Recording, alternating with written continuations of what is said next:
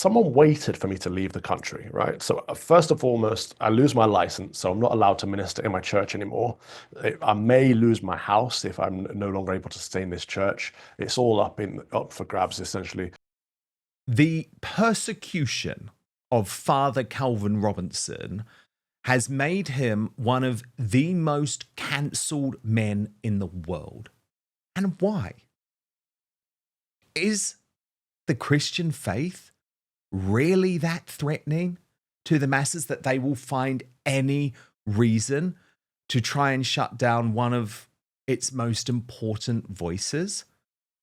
For those of you who haven't caught up on the story, Calvin made a joke at a pro-life event where he gave a very important speech, but it was totally overshadowed by his little horsing around where he was aping what Elon Musk had done on the night of Donald Trump's inauguration. Watch. This is the last stand for Christendom. It's make or break time. The whole of the old world is crumbling. Every country in Europe is embracing death. America, as far as I could see, is the only country fighting for life. And that's down to you guys. So God bless all of you for what you're doing. Please keep doing it. I hope that I can encourage you. And my heart goes out to you. God bless. Now, that was a joke. It was a joke. It was making a point that the mainstream media had gone completely mental over Elon Musk's non-Nazi salute. But as a result of that joke, Father Calvin found himself booted out by his church, and then his visa to even re-enter the USA revoked. And Father Calvin, I just think it's so important that we don't just move on from the the sort of cancellation warfare that you are facing as a Christian, because it's like the most deranged attempt to silence you. So where are things at now? Because I know you were able to re-enter America. Thank God I was, but only because of the connections that I happen to have. I worry about people that don't have the connections that I have and don't have the platform that I have. You know, someone waited for me to leave the country, right? So first and foremost, I lose my license, so I'm not allowed to minister in my church anymore. I may lose my house if I'm no longer able to stay in this church. It's all up for grabs, essentially. But then I leave the country, I go to Israel, and then I receive an email saying your visa has been revoked. I'm like, this is surely a joke. And I send it to my immigration lawyer, and she's like, no, this is legit. You've been banned from the US. My ESTA status had changed, so I couldn't even enter the country as a tourist. Bear in mind, I live here now, right? So all my belongings are here. Well, in fact, all of my belongings were in a shipping container on the way to America as this happened. So I'm like, okay, I have nothing, right? I have nowhere to go, I have nothing. I've been locked out. And then President Trump announces that if the hostages aren't released by Saturday, there'll be hellfire in Israel. I'm like, okay, great. So I happen to be in Israel, can't go back to America. The country could be in a war again by the weekend. Great. And so I call some people up and I'm like, shall I go back to the UK?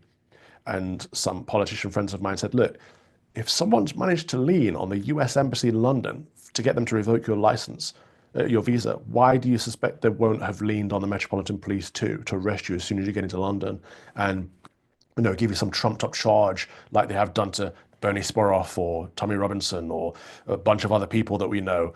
And essentially, if you have a criminal record, you can never get a visa again. And so maybe there's something bigger going on here, and they're trying to cancel you properly.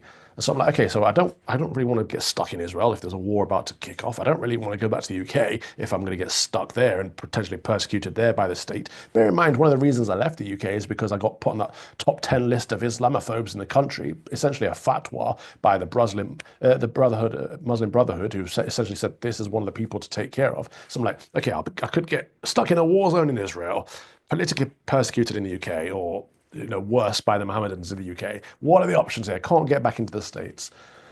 Thankfully, I have a contact that used to work for the Secretary of State. And so I got put into touch with the Secretary of State for the US, and his office leaned on the US Embassy in London to find out what was going on. And they got in touch with me. I had two different takes. One was that someone high up in the Anglican Catholic Church reported that I'm no longer working and therefore don't need a visa, which is suspect for a couple of reasons. One, because I didn't have a religious visa, so my visa wasn't tied to my ministry. So even though I lost my license, I was out here on a media visa, and I'm still doing media, as you can see right now. And so that was suspect for that reason. But also, who high up in the ACC would have complained, and who and why would they have waited till I left the country? Could it potentially be the Archbishop, the one who doesn't like me, doesn't want me working in his jurisdiction? I mean, people can only speculate. I can only speculate. But throughout this process, we did learn, very interestingly, that there's also a department. So the Visa Coordination Unit, they're the ones who revoke visas, but there's another department that not many people know about called the Revocation and Coordination Division. And now, this is a quotation from my contact here. Their remit is to be alert to any negative information about visa holders that was not known at the time of the application. They can both dig in any visa holder's past and monitor the present. If something they don't like comes to their attention, they simply revoke the US visa and the right to visit the US altogether without any explanation. Judging by how many institutions refocused from Homeland Security to conservative witch hunt, it wouldn't be surprising if this office followed suit. Most people don't know this office exists. That's a quote right there. So this looks like something that Doge needs to look into. If there's a unit of people scouring the web, essentially looking on X for conservatives to get rid of their visas, that could be problematic for many people who are in the US legally for good reason.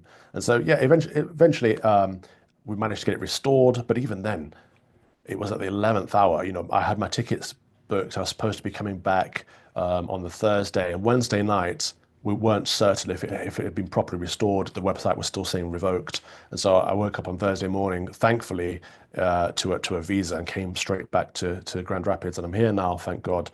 But I don't really want to leave again, just in case. But first, we've been told our whole lives that wrinkle creams were the easiest way to look younger. Now, one doctor says that's nothing but old news. According to Dr. John Lake, the world-renowned Beverly Hills beauty expert, most wrinkle fixers on the market are nothing but glorified moisturizers. He says they hardly make a dent on your appearance. Some can even be harmful to your skin. Now, recently, Dr. Lake has focused his attention away from mainstream cosmetic practices. Why? Well, so he can pursue a revolutionary anti-age breakthrough, one that some experts say could empty the wallets of the cosmetic industry. He told reporters it's almost like Photoshop for your face. You may even be mad after seeing how easy it is to visibly erase your wrinkles from views. Now, his personal clients have dubbed his new do-it-yourself technique the Age Rewinder method because it can take years or even decades off your appearance in under 2 minutes. In light of this amazing breakthrough, Dr. Lake has released a step-by-step video to the public, free and uninterrupted, where he outlines exactly how to use this simple solution from home. And he says if this helps even one person look younger or feel more confident, he will be thrilled for knowing he helped. The video has not surprisingly gone viral. It was first shared on Facebook. It's now racked up over 2.3 million views and counting. And the comments and feedback have been outstanding. Thousands of women report they look decades younger. One viewer even commented, "Best results of anything I've used. I can't believe how well this works. I'll never stop using this. I don't understand how it works, but the results are great. Thank you." So you can find out more about this yourself right now. Go to bhmd1.com/outspoken or click on the link in the description box below. That's bhmd1.com/outspoken. Now, there is one thing Dr. Lake asks from his viewers. If watching this video helps you look and feel younger than you have in years, then please share this video with your friends and loved ones. Together we have the power to help as many women reclaim a youthful look as possible. So go watch the video at bhmd1.com/outspoken right now, or just click on the link in the description box below. But now, back to the show. It's just appalling. Do you have hope, though, that there might be a change, given we do have a Trump administration which has absolutely embraced Christianity? Oh yeah, absolutely. And just on that regard, the U.S. Embassy in London is still Biden's people, so Trump hasn't put his people in there yet. There's a whole process, but yeah, there has been persecution of Christians massively across the West, and President Trump has come out and said this will end. So Catholics, for example, were on the watch list of the FBI for the longest time, as if it's somehow extreme to be a Catholic. It's absurd to me because the West was also always known as Christendom. The West was built on Christian values. The United Kingdom is an explicitly Christian country, of course. We have a state-established church, but many states in the US did too upon their foundation. And when they came together to form the United States, their constitution and their Declaration of Independence are implicitly Christian, to say the least. So the idea that Christians should somehow be persecuted as extreme in the West is problematic because who are the people that are normal if the Christians are extreme? Well, we can only look at the two-tiered system that's going on in the UK, in that if you support Hamas at this point, apparently that's appropriate, that's okay. You can be funded by the BBC. However, if you're a Christian, that you should be arrested, prosecuted, persecuted, and denigrated for having a faith that built the very nation that we live in. It's interesting, Calvin, because Brendan O'Neill, who writes for Spiked Online, really good guy, he doesn't like his jokes about the salute. He says the American right needs to cut out the vice signaling, saying Steve Bannon's dumb salute is further proof of the right's drift from normalcy. But isn't the point that someone like Steve Bannon is trying to point out how absolutely ludicrous the reaction to Musk was, making a mockery of the people who think they can keep cancelling people, because there's no cancelling on Musk, there's no cancelling Steve Bannon, and that's why they do this, to support people like you who can be cancelled by the church for making a joke. Yeah, and Eduardo Veresteguy, the actor, he also did one at CPAC as well. I think this is the point. So Steve Bannon is a massive Zionist, right? He's a massive supporter of Israel and the Jewish people, publicly, openly, and so nobody would suspect he's a Nazi. And so when he does the salute, he's clearly sending a message that I'm not a Nazi, but I'm doing this salute. What does that say? And so when the left jump on the bandwagon and go, look, another Nazi, it's showing the ludicrousy of the whole situation. And Elon Musk was very excitable, and he said, my heart goes out to you. It's very clear in the context what he meant, in that his heart went out to the people that he was talking to. He was excited. He was happy, jubilant. This is a good thing. And so to take things out of context and just say that, okay, you lifted your arm. I know people that used to lift their arms. They were bad people. I think you're a bad person. I'm going to call you that. It's silly. It's just a way to attack people. And I had this in the mail yesterday, Dan. I thought, oh, lovely little letter. Says a supporter on the envelope. I was a bit suspect because no one really says a supporter. And I opened it and I'm like, oh, okay, lovely. Sorry, I'll blur that out in case of your YouTube.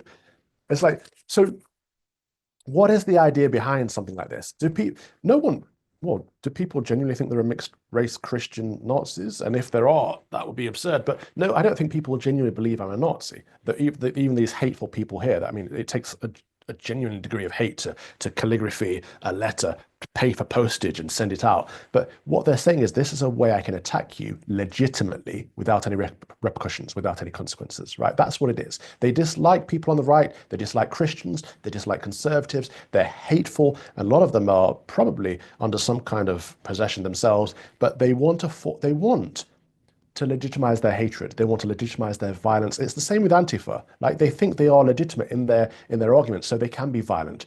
They start off by throwing milkshakes, then they end up beating people like Andy Ngo to near death because they think they're so righteous in their cause, and they know that there'll be no consequences for them. And so what we have to do is, I think Steve Bannon's right. I like Brendan O'Neill, but I think he's wrong on this. Steve Bannon and co are right. We have to normalize this and say, no, you won't cancel us. You won't shut us up. You won't shut us down. You can throw whatever words you want. Racist, xenophobe, Islamophobe, transphobe, Nazi. These words have no value when they come from you with no context as a form of attack because you hate us. We are winning back our culture for good. And that's what we have to say. We have to normalize this stuff. And we do. And we have to fight. But, Calvin, how are you? Because I know more than anyone that cancellation is brutal. It comes with such a huge cost to your family. I mean, it was Jordan Peterson who actually said to Lawrence Fox after our cancellation on GB News that the only thing worse in life than going through a cancellation is a terminal illness diagnosis. And I do believe that to be true, because it touches everything, doesn't it? It touches your finances, it touches your family, it touches your friends, it gives everyone an opportunity to pile in on you. So how does it feel? Because you're going through the second cancellation now in as many years. It's tiresome, to be honest with you. There are things, so sometimes I could just brush it off, right? Like water off a duck's back. I'm like, yeah, I've been cancelled enough times now. The Church of England, GB News, what is this latest cancellation by the Anglican Catholic Church and or the US Embassy in London? What is it? But then it's the people around. Like, I don't like to see my mum worried for me, right? I don't like to see my loved ones upset. And they shouldn't Our have poor to feel mums, that. what they have to go through. Because they see all love you, Mum. they see the nasty attacks from nasty, horrible people online, and it impacts them as much as it impacts us. So every time these horrible people are attacking us, they're attacking our loved ones too, who are entirely innocent in all of this. Which is why they do it, though, because they are the evil left, and they don't believe that we have a right to any type of freedom, or that our families have a right to any type of freedom. So look, you have to fight on, but I'm really glad that at least you're back in America, because that is the right place for you at this point, given where the culture is at in America. So fingers crossed you come through it. But cancellation is evil. It has to stop. The persecution of people for jokes that they make, for things that they say, has to end. Father Calvin Robinson, you're never cancelled here, though, as you know. So we will speak next week. Thank you, Dan. God bless you. Thank you so much for watching Dan Wootton Outspoken. Please click on my face just to the bottom left to subscribe to this brand new independent news source, and turn on the notification bell so you'll be alerted to our brand new live shows, uncancelled interviews, and special royal episodes. Outspoken is also now available as a podcast, so you can listen to the show every weekday on the go, wherever you are.